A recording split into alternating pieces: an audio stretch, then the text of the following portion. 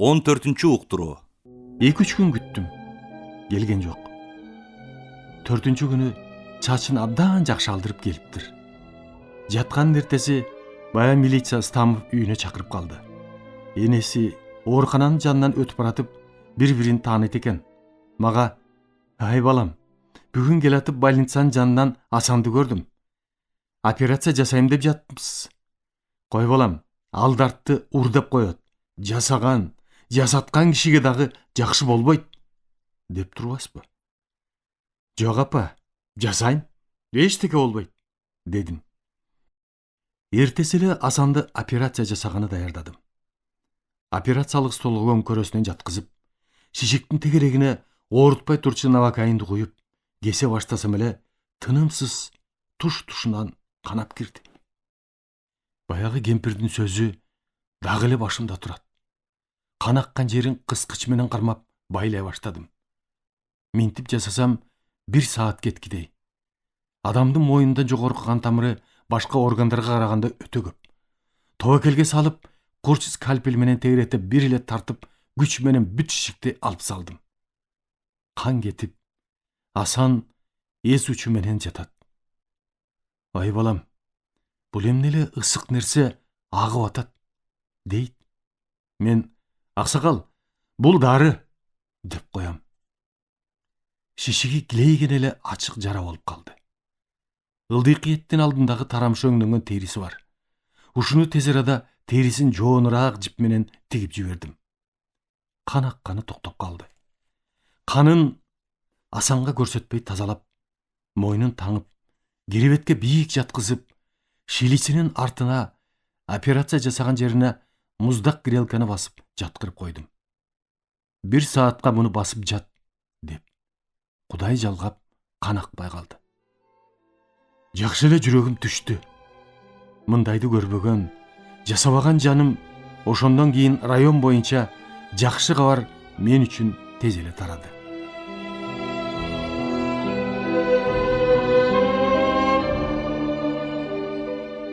Поликлиникага кабыл алууга келсем, эл батпайт. Хирургиялык оор болсо эчтеке эмес го. Мага таандыгы жок оорулар. Мен бул ооруну билбейм деген врачтар үчүн чоң уят. Булардын баары мага ишенип келип атат. Ошон үчүн сурап, сүйлөшүп отуруп, оорусунун жайын билип, зыяны жок дарыларды жазып бере баштадым. Эскертип туруп, дарыларды 1 жума ичип, анан мага келип натыйжасын айтасың деп.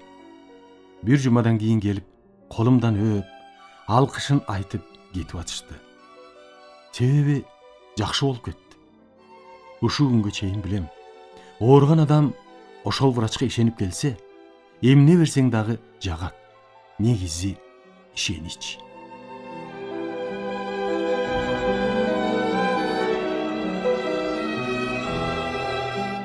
Бизде кээде ооруган адам келет. Операцияга макул болбойт. Сурайт: "Мени паланча доктор жасасын. Мен ошого гана ишенем" деп. Биз ошол замат сураган хирургуна беребиз. Операциядан баары эле коркот. Операцияга жатууга оору мажбур кылат. Ушул хирургту сураганда жасай электе эле 50% айыктырдым деп коюуга болот. Себеби ооруган адам ушунчалык ишеним менен келет.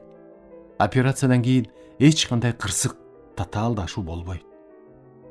Адамдын нерв системасы баардыгын аткарган орган. Ошентип түптө 2 ай ийгиликтүү иштеп, кетерге да убакыт болуп калды. Кетерде мени ушунчалык сый урмат менен узатышты. Келсем үйдөгүлөр чогуш деген баягы укмуш аялдар тааныбай калыптыр. Көрсө 2 айда 8 килограмм семириптирмин. Дагы кызыгы, биздин өкмөт мединститут кандай иштеп жаткандыгыбызды сурап, областтын, райондун саламаттык сактоо бөлүмдөрү мен жөнүндө абдан жакшы мактоо пикирлерди жиберген экен. Профессорум Мамбет: "Мени окумуштуулар кеңешинин алдында бир көтөрүп койдуң" дейт. Эмне болду десем, окумуштуулар кеңеши убагында айтыптыр мени мактап. Ошол замат профессор Круглов чыга калыптыр. менин ординаторым, деп. Анын артынан Максим Ефимович чыгып, Анатолий Иванович, сиздин ординаторуңуздун фамилиясы ким? Бул сиздин бала эмес, меники, дейт. Кругловдуку Мамбетов Мукамбет, меники Мамакеев Мамбет. Ошентип жаңылып алып, Максим Ефимович кыйын кишиле. Кругловду сиз өзүңүздүн ординаторуңуздун фамилиясын билбей турбайсызбы, деп уят кылыптыр. Муну мага келгенде Максим Ефимович айтып берип атпайбы? Неси болсо дагы 2 ай мен үчүн чоң практикалык сабак. Жаман жакшыны көрүп дегендей чоң ыраазы болуп келгем. Кайра клиникамда ишимди уланта баштадым. Баягы аялдар аңдыган менен бир күнү эртең мененки конференцияда айтып жибердим. Мусаканов, Абдыкеримов экөө тең отурат. Менин могу экөөнө теңебегиле. Менден кутулуш силер үчүн кыйын болот, деп жибердим. Тышка чыксак, тиги экөө бизди эмне мисалга келтиресиң? Өзүң деле айтпай, дейт. Мен ушул экөөң киши болсоңор, тыңыраак болсоңор, булар мындай мамиле жасабайт эле, дедим. Ординатураны бүткүчө өзүмчө операция жасаганга уруксаат берген жок. Эртеден кечке ким операция жасаса, ошого 2-3 ассистент болуп катышам. Ошого карабай аракетим чоң. Бир күнү дем алышта Максим Ефимович квартирада турчу эле. Барсам, бир машина сөксөөл алып келиптир.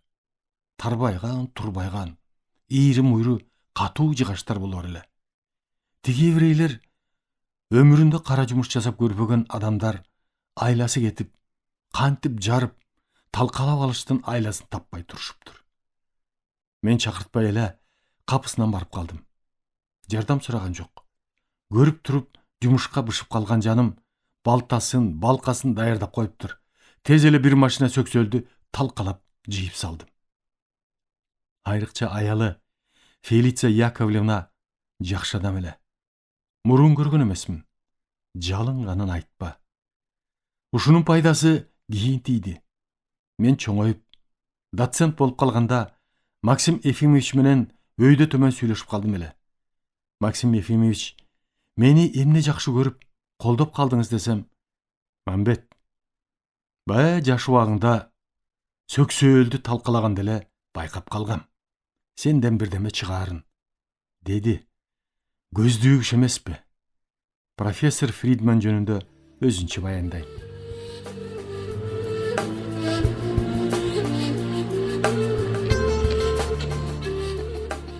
Ординатуранын 3-чү жылын өтүп атам. Мага эчтеке бербейт. Үйрөнсүн, үйрөтөлү деген да жан жок.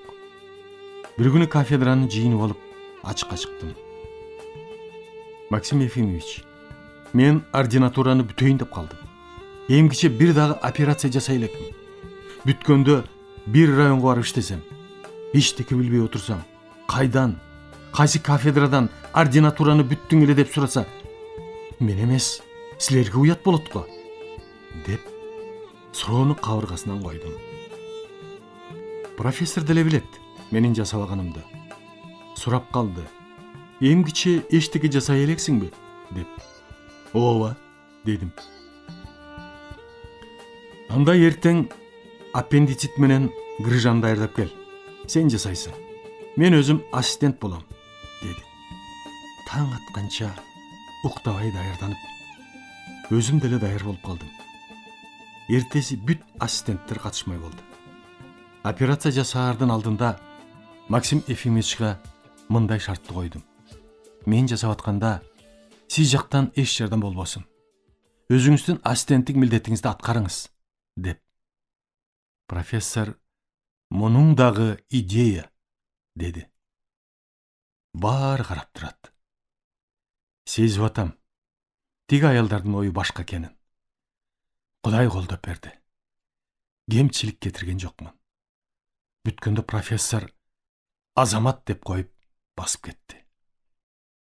Эртеси эртең мененки конференцияда профессор чыгып, Мамбеттин колу техника жагынан, билген жагынан жетилип калыптыр. Бүгүндөн тартып Мамбетке ушундай жеңил операцияны өзүнчө жасай беришке уруксаат берем, деди. тым-тырс. Ешкім үн шыққан жоқ.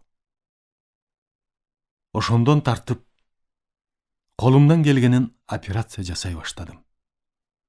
Бираз күндөн кийин жараттаңычы сестра чуркап келди. Сиз жасаган операциядан кийинки ооруну ассистент Артамонова таңууга алып, тиккен жибин алып салып, ачып, марли тыгып салды. Деп.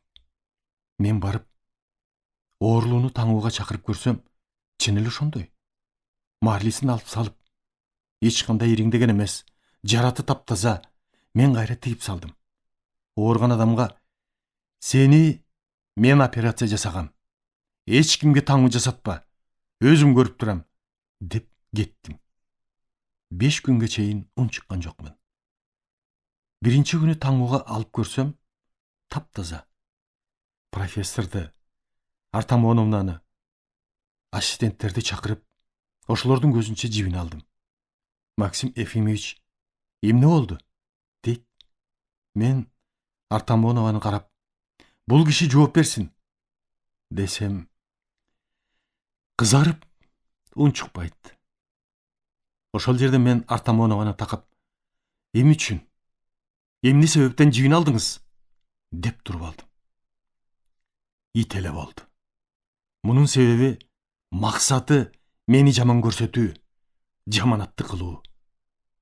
Жибин операциядан кийин алса болот.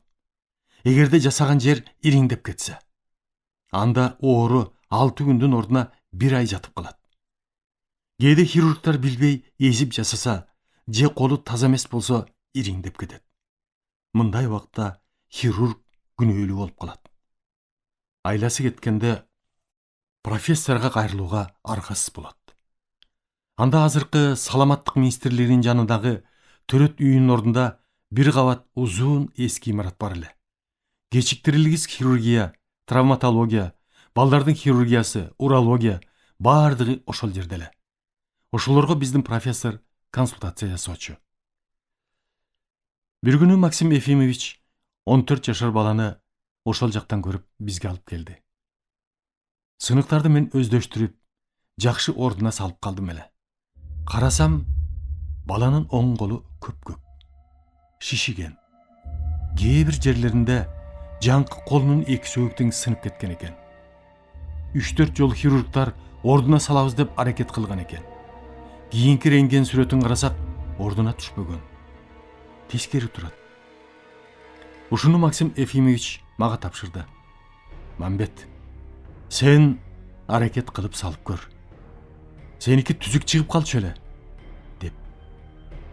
Мен таңуу бөлмөсүнө алып барып, оорулуунун сынган жерине навокаинден куюп, 2 ординаторго чойдуруп, колум менен ушалап, сыныкты анын ордуна келтиргенге аракет кылып аттым эле.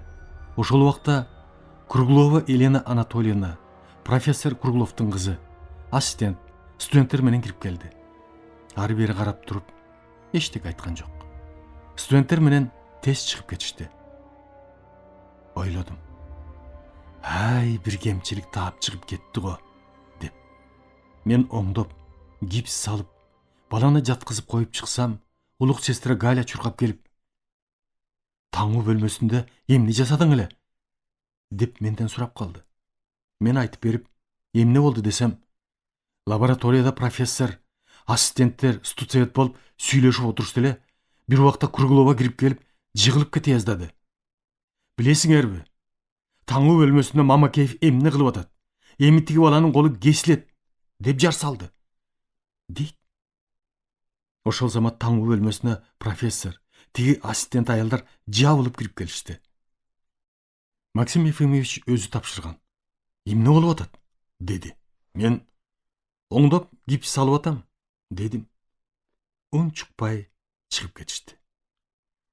Круглова ошентип жар салганда, баары туруп чуркаганы ошондон экен. Ойлодум: рентген техник Павлов Саша деген эле. Барсам кетип атыптыр. "Саша, тезден рентген сүрөтү керек", десем, "Кетип атам. Анан суу гипсиң болбойт", дейт. Мен: "Саша, мен сага 100 грамм алып берейин", деп сурансам, "Анда макул", деп туруп калды. Мен жанталашып, электролампа менен гипсти тез кургатып сүрөт жасаттым. Себеби эгер сынык ордуна түшүп калса, эртең буларды көрсөтөйүн деп. Эгер мурункудай эле ордуна түшпөй кыйшайып калса, анда арга жок.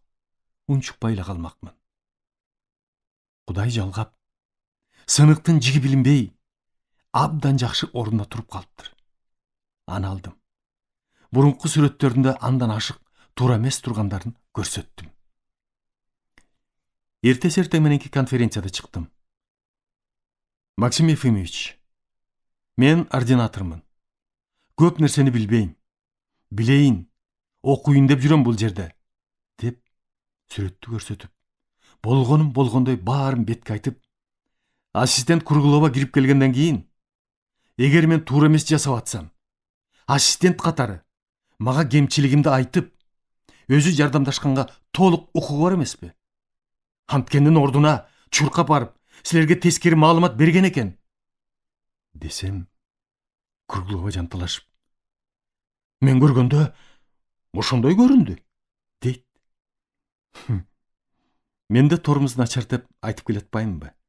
Ошол замат сиз ассистент эмес эле ушакчысыз, деп кагып салдым. Врач-ординатор ассистентти ушинтип айтыш өтө катуу эле болду.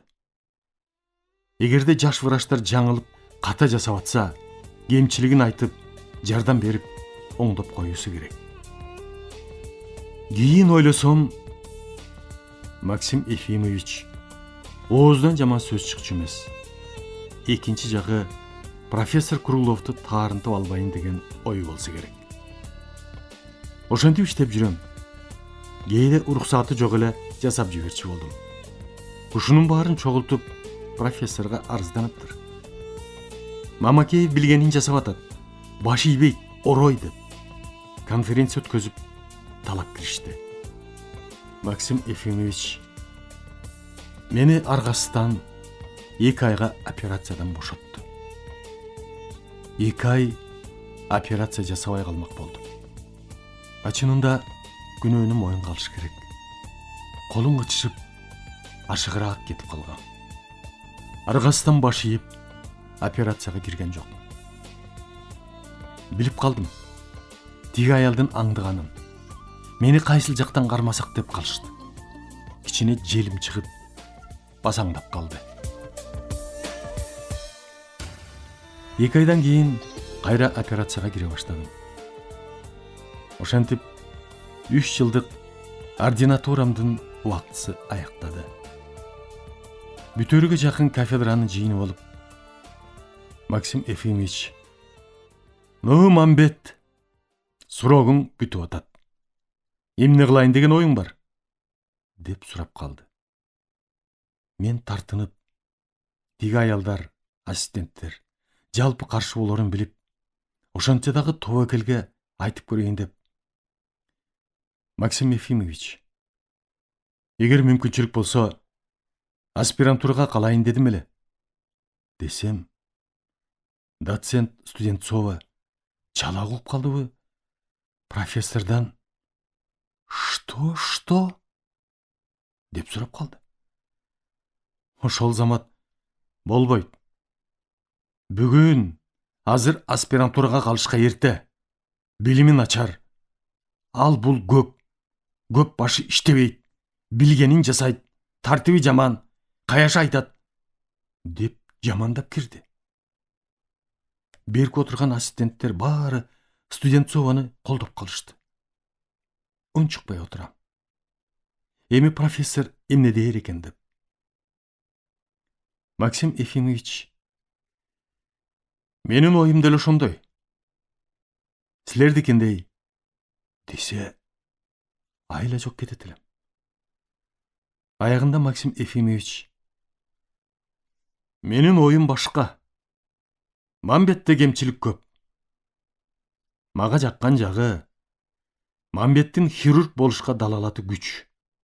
Тырышчаак. Эми аспирантурада окуу жагына биз тыя албайбыз. Каалаган киши окуйт. Мамбет конкурстан өтүп кетсе, мен каршы эмесмин. Деп турбайбы? Ошол замат мен жандана түшүп, оройлугумду, көзгө айтканымды карматып, тиги каршы чыккан ассистенттерге: "Силердин оюңарды мен эчактан бери билем. 3 жылдан бери бирөөң жакшы сөз айтып, бирдеме үйрөтүп койдуңарбы? Жок. Тескерисинче кылдыңар. Силерге эмне жаманчылык жасадым? Билбейм. Кантип жоготуштун айласын кылып келдиңер? Силердин оюңар мен үчүн жарым тыйын. Түкүрдүм силерге. Мен кеттим. Аспирантурага документ тапшырганы", деп айтып, эшикти тарс жаап чыгып кеттим. Студентцова, көрдүңөрбү? Кандай нахал, хулиган экенин, деди эле. Угуп калып, кайрылып туруп: "Көрсөтөм нахалдыкты, хулигандыкты", деп кетип калдым. Аспирантурага менден башка киши жок. Жалгыз экзамен берип, 1 айдан кийин кайра кирип келдим. Эртеси бир чети тамаша, бир чети чындык кылып, ассистенттер чогулуп турган экен. Бирөөдө аспирант болушуң менен деп, калп болсо да жылмайып куттуктап коюшкан жок. Жалгыз Максим Ефимович: "Мамбет молодец, өтүшүң менен", деп куттуктады. Мен тигилерге карата: "Өлсөм тирилсем дагы 3 жылдан кийин кандидат болом. Ошончу силер менден коркосуңар. Экинчи себеп, жалгыз кыргыз кадр менмин. Ойлонгула, кийин кеч болуп кала электе мага ордуңарды бошотуп койгула", десем, Александра Ивановна Артамонова: "Мен Мамбеттен корком. Бул айтканын жасайт", деп эшикке чыга качты. Ошонун эртеси эле жаңы илимдин доктору Зифар Эгембердиев бизге экинчи профессор болуп келди. Мурун көргөн эмес экенмин. Уккам. Башта министр, директор, башкы врач болуп иштеп жүрүп, Ленинградка докторантурага окууга кеткен деп. Келгиче угуп жүрдүм. Бизге профессор болуп келет экен деп. Сүйүнгөнүмдү айтпа. Буйрса кыргыз киши экен. Мени эми бул аялдардан сактап калат го деген үмүт болуп жүрдү. Эртеси келип калды. Орто бойлуу, сулууча адам экен. Баарыбыз менен таанышты. Ошол күнү биздин клиникада кечиктирилгис хирургия боюнча дежур элек. Негедир заказ бергендей, оорулуулар өтө көп түшө баштады. 4-5 курч аппендицит бар. Максим Ефимович карап туруп: "Мамбет, сен жуун", деп калды. Ошол замат Эгембердиев: "Мен да жуунам", деди. Операциялык бөлмөдө 2 столдо катар жасала берет. Менде жан жок. Эгембердиевди мурун билбесем, анчейин операцияга тажрыйбам жок болсо, кандай болот деп.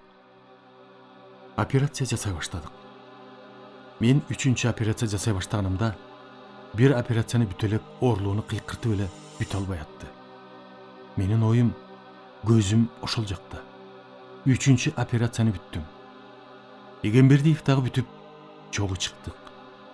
Оозгу үйгө келип, чечинип атсам, Эгембердиев мени карап, көзүнө карасам, ачуусу келгендей. Сөөмөйү менен көрсөтүп: "Ай жигит, бери кел", деди. Мен чуркап бардым. Мактап жакшы сөз айтат го десем, тиктеп туруп: "Ты кто такой?" дейт. Мен: "Агай, ушул жерден ординатураны бүтүп, кечэтен бери аспирантурага өтүп, аспирант болуп иштеп атам", дедим. Тиги киши дагы: "Кто тебе такое нахальствоны үйрөттү?" дейт. "Ай, агай, мен эмне кылдым? Нахальство дегендей", десем: "3 операция жасап жибердиң. Мен бирди жасагыча", дейт. "Агай, билишимче жасадым", дедим. "Я так не позволю работать. Надо оперировать аккуратно. Тканями надо нежно", деп акыл үйрөтө баштады. "Агай, Geçiresiz. Men bilgenimче жасадым, дедім. Чыга замат профессор Максим Ефимовичке «Что за хулиган?» деп мен айтыптыр. Нет, Зифар Егенбердиевич, он не хулиган. У него рука, техника идет нормально, даже отлично, деп жактап жибериптир. Ошондон тартып, ошол агайым мени бастырбады. Кадам сайын көзөмөл жасап, кагып силкип, кээде сөгүп да жиберчү болду. Аспиранттык сабакта философия, англис тилин окучубуз. Ошого барып келсем, «Ай, кайда жүрөсүң? Уруксаатсыз жоголосуң» деп жемелей баштайт. Мен «Агай» деп түшүндүрсөм болбойт. «Сен өзүң жеткен акмак экенсиң. Баары айтып атат», дейт. Мен расписанияны кыргызча жазып, «Агай, мен жок болсом, ушул расписанияны карап койсоңуз», деп столдун үстүнө коюп койдум. Буга деле болбойт. Мен түшүндүм. Тиги ассистенттер баары жабылып, бул агайыма жамандаганын. Билгеним, алар мага жабышпай калышты.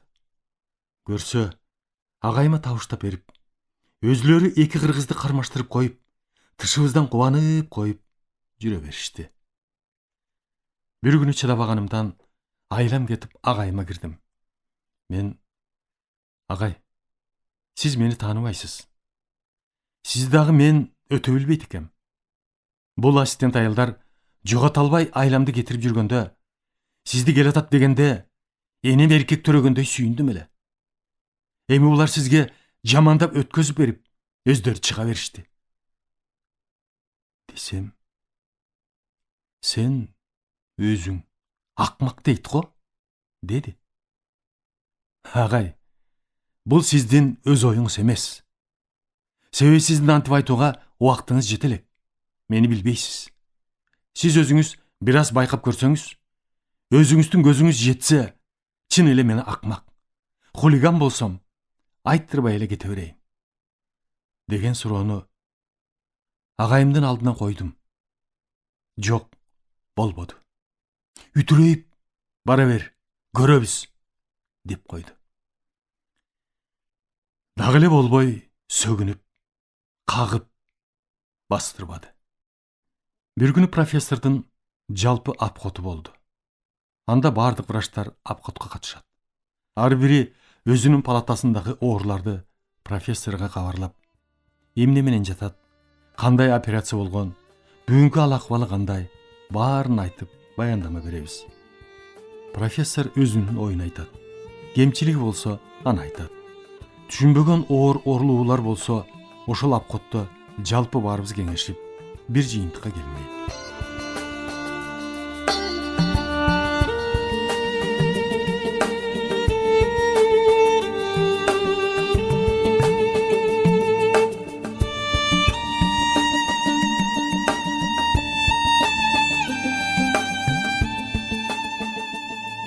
Урматтуу радио угуучулар, сиздер адабияттуу уктуруубуздан Кыргыз Республикасынын баатыры, академик Мамбет Мамакеевдин «Мезгил жана инсан» аттуу автобиографиялык чыгармасын Кыргыз Республикасынын эмгек сиңирген артисти Эгемберди Бекболиевдин көркөм окуусунда уктуңуздар. Көркөмдөп музыкалаштырган Жыргал Аманова.